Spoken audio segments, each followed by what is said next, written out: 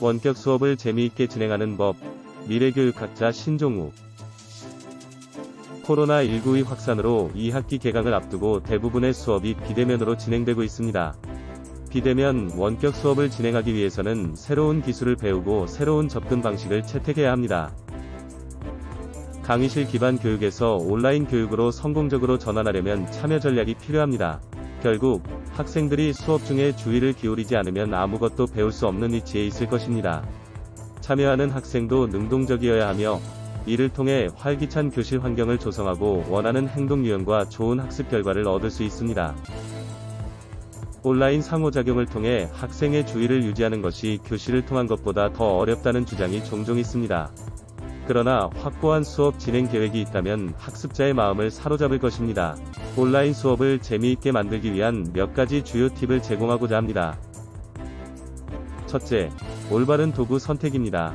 첫 번째, 온라인 수업을 주최하기 전에 학생들과 연결할 수 있는 화상회의 도구를 찾아야 합니다. 다행히도 다양한 옵션을 사용할 수 있습니다. 어떤 도구를 선택하든 시간을 내어 올바르게 사용하는 방법을 배워야 합니다. 교수자는 수업 중 질문이나 어려움이 있는 경우 학생들을 지원할 수 있을 만큼 도구를 잘 아는 것이어야 합니다.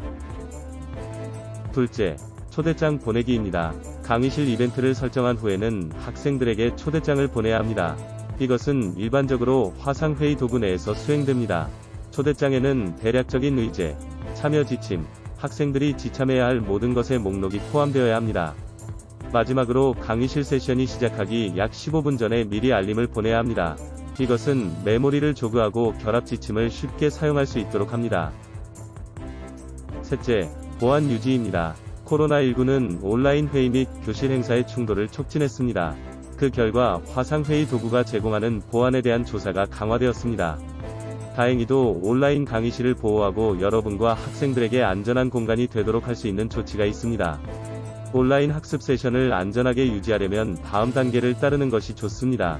공개 포럼에서 회의 초대를 공유하지 마십시오. 회의를 암호로 보호하십시오. 회의에 참여하는 사람을 제어하려면 대기실을 사용하세요.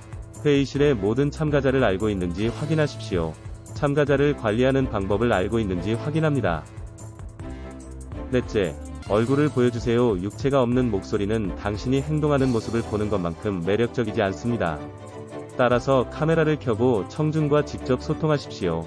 시선을 계속 유지하려면 카메라에 직접 대고 말해야 합니다.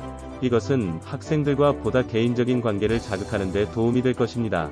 카메라에 너무 가까이 앉지 마십시오. 너무 멀리 앉지 마세요. 컴포트 존을 찾아 거기에 설정하십시오. 방위 조명을 확인하십시오. 음향이 좋은지 확인하십시오. 지저분한 지하실이나 지저분한 방에서 방송하는 것처럼 보이지 않아야 합니다. 이러한 방해 요소를 제거할 수 있다면 학생들이 올바른 방식으로 초점을 맞추는 데 도움이 될 것입니다. 다섯, 기본 규칙 설정입니다. 성공적인 온라인 강의실에는 교육 전략이 필요합니다. 즉, 명확한 구조가 필요하고 구조에는 규칙이 필요합니다. 이러한 규칙은 불필요한 방해와 방해를 제한하고 안전한 학습 환경을 보장하며 모든 사람이 참여할 수 있는 평등한 기회를 제공하는 데 도움이 되어야 합니다. 학생들과 온라인 에티켓에 대해 논의하고 기대치를 분명히 해야 합니다. 그들은 어떻게 질문을 해야 합니까? 듣는 동안 음소거 상태여야 합니까? 채팅 기능을 사용할 수 있습니까? 그렇다면 어떤 제한을 둘 것인가? 기본 규칙 목록을 작성하고 모든 강의실 세션이 시작될 때 실행하는 것이 좋습니다.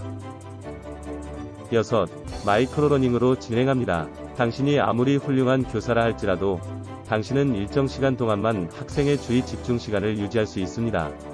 아동 발달 전문가들은 주의 집중 시간이 청중의 연령에 따라 다르다는 점에 주목합니다. 학생들이 집중할 수 있도록 지원하기 위해 다음 마이크로러닝 원칙을 권장합니다. 이를 위해서는 콘텐츠를 빠르게 소비할 수 있는 집중된 작은 버스트로 분할해야 합니다. 7. 수업을 녹화하십시오. 온라인 강의실 세션을 기록하십시오. 녹화 영상은 여러 가지 이유로 유용합니다. 예를 들어, 1명 이상의 학생이 참석할 수 없는 경우가 있습니다. 이것이 이상적이지는 않지만 적어도 영상을 보고 자신의 시간에 세션을 따라갈 수 있습니다. 게다가 이러한 녹음은 유용한 리소스로 판명될 수 있습니다. 학생들이 공부해야 할 때 특정 주제를 요약하기 위해 다시 수업에 참여할 수 있습니다. 자신의 기술이나 접근 방식을 비판하는 데 도움이 되는 녹음을 시청할 수도 있습니다. 8. 주기적으로 체크인 하십시오. 실제 교실에서 하는 것처럼 정기적으로 학생들과 함께 확인해야 합니다. 청중이 지금까지 다룬 내용을 이해할 수 있도록 주의하십시오. 몇 가지 도전적인 질문을 하십시오. 그들에게 추가 질문을 요청하십시오. 학생들이 온라인 학습 세계에서 뒤처지지 않도록 하는 것이 중요합니다. 9. 채팅 모니터링입니다. 많은 화상회의 도구는 참가자들이 서로 의사소통할 수 있는 소셜미디어와 같은 채팅 영역도 제공합니다. 먼저 이 기능을 온라인 수업에서 사용할지 여부를 결정해야 합니다. 학생들에게 적절한 철자, 문법 및 구두점을 사용하도록 요청하십시오. 선동적이거나 무례한 언어는 용납되지 않을 것임을 분명히 하십시오. 이 규칙을 염두에 두고 채팅 영역을 정기적으로 확인하십시오. 10번째, 대화형 활동 제공입니다. 우리는 학습 경험에 적극적으로 참여할 때 가장 잘 배웁니다.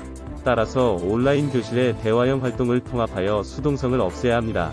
이러한 활동의 예로는 쇠빙선 활동, 퍼즐, 프레젠테이션, 동료 평가, 퀴즈, 브레인스토밍 세션, 게임, 가상 견학 등이 있습니다. 11번째, 학생들로부터 피드백을 구하십시오. 마지막으로 온라인 학생에게 정기적으로 피드백을 요청하는 것을 잊지 마십시오. 이렇게 하면 청중의 요구사항을 충족하고 접근 방식을 개선하는 데 도움이 됩니다. 온라인 강의실을 호스팅하는 것이 처음일 가능성이 큽니다. 따라서 이 피드백은 매우 중요합니다. 이를 통해 우려사항을 해결하고 미묘한 변화를 주며 자신감을 키울 수 있습니다. 온라인 수업을 최대한 재미있게 하려면 얻을 수 있는 모든 도움이 필요합니다. 이 피드백을 수집하는 방법은 귀하에게 달려 있습니다. 강의실 세션이 끝날 때 하거나 이메일로 보내달라고 요청하거나 익명의 설문조사를 보낼 수 있습니다. 모든 의견을 충분히 고려하고 앞으로 변경사항을 적용할 때 열린 마음을 나타내십시오. 디지털 혁명을 수용하고 온라인 강의실 세션으로 도약하는 것은 긴장될 수 있습니다. 온라인 수업을 흥미롭게 만드는 것은 훨씬 더 어렵습니다. 온라인 강의실은 어떤 면에서는 제한적이지만 새로운 학습 경험으로 가는 가상의 문을 열어주기도 합니다. 그 어느 때보다 더 접근하기 쉽고, 더 상호작용적이며, 감히 말할 수 없이 더 매력적인 학습 경험. 필요한 것은 디지털 사고방식, 올바른 도구 및 집중적인 접근 방식뿐입니다.